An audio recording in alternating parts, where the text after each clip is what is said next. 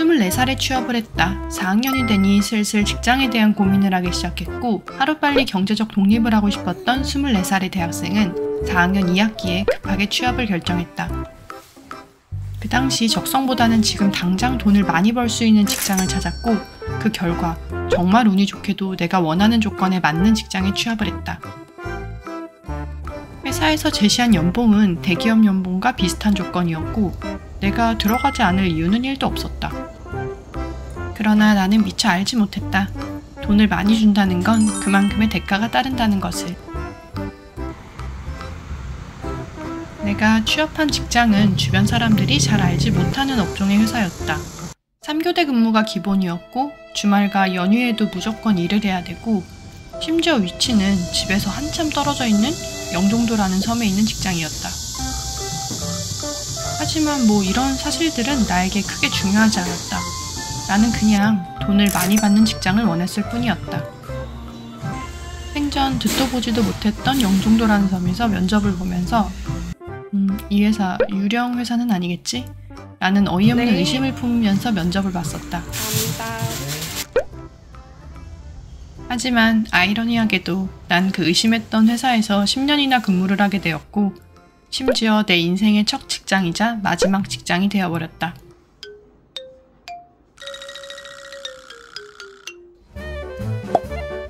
신입사원으로 회사에 입사를 하고 보니 당시 회사는 한창 성장을 하는 단계에 있는 상태였고 엄청나게 몰아치는 손님들에 대비하여 회사 내에서 일할 수 있는 인원이 많이 부족했다.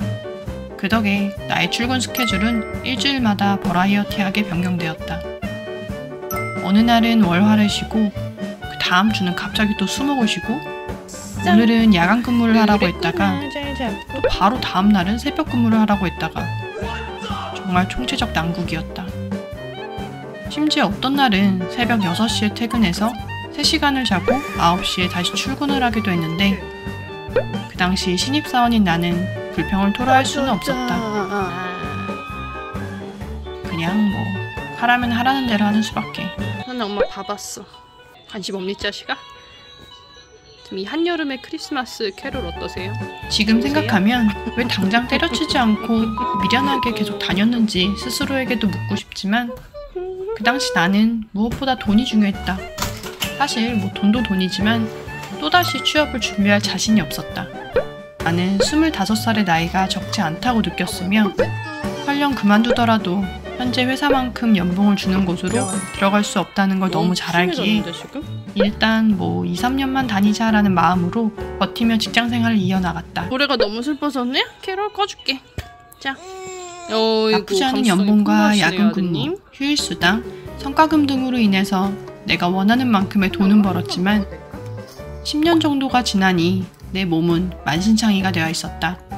이건 거의 나의 수명과 연봉을 바꾼 느낌이었다.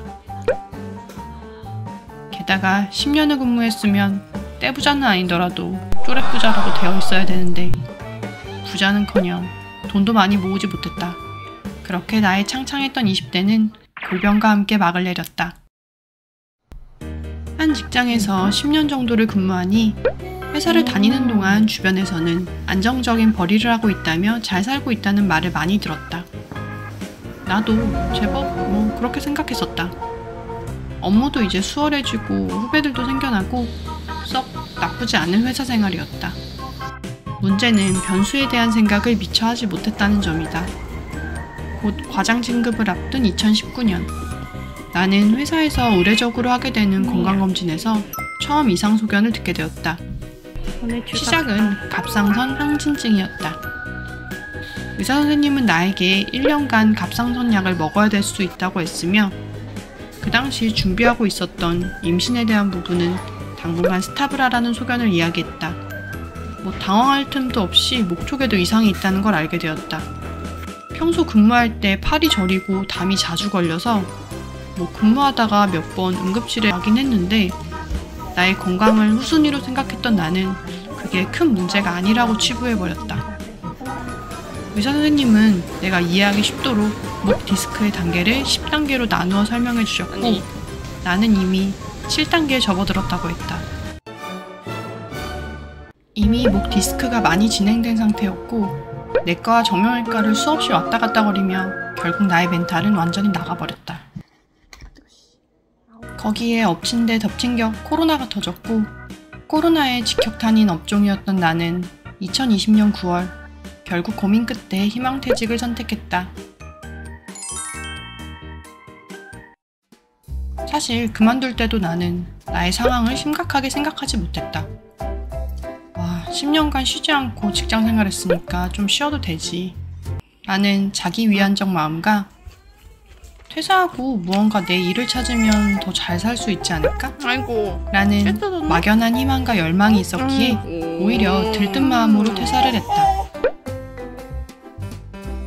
하지만 퇴사 후 3년이 지난 지금 난 아직도 그대로다. 이렇게 3년이나 방황하게 될 줄은 몰랐다. 생각보다 바깥 세상은 치열했으며 냉정했다.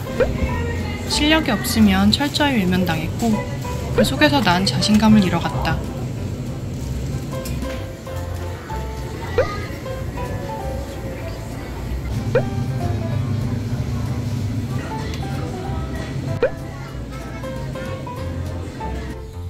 자기 확신은 진작 사라진 지 오래며 어깨까지 올라갔던 자신감과 열정은 이미 바닥을 뚫고 지하로 내려가고 있었다.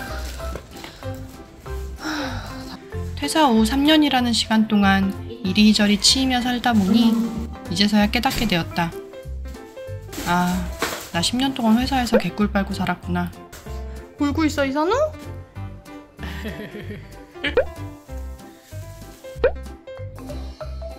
요호. 진수동전. 과거의 나의 선택을 후회하지는 않는다. 다시 돌아가도 난 똑같은 선택을 했을 것이다. 다만 아쉬운 부분은 나 자신을 너무 돌보지 못했던 점이다. 회사 생활을 하면서 주변 사람들에게 잘 보이려 내 건강을 뒤로 미룬 것, 당장의 돈이 중요하다는 이유로 나의 미래에 대해 직면하지 못한 것, 나이가 많은 것 같다는 이유로 도전을 못한 걸 합리화시킨 것, 이런 내 자신에 대한 객관화도 3년이라는 시간이 흐르니 이제야 보이게 되었다. 이런저런 경험을 통해 이제 나는 안다. 내가 원하는 성장을 하기 위해선 하나씩 차근차근 쌓아가야 된다는 것을. 그리고 무엇보다 다른 사람의 성공을 막연히 부러워하지 않는 마음이 중요하다는 것을. 결과만을 부러워하지 말고 나는 그냥 오늘 내 할 일에 충실하게 살면 그만이다. Never really asked to be brought into this place. You wanna love me? Well then baby I have a taste. All the highs and the lows, no you'll never be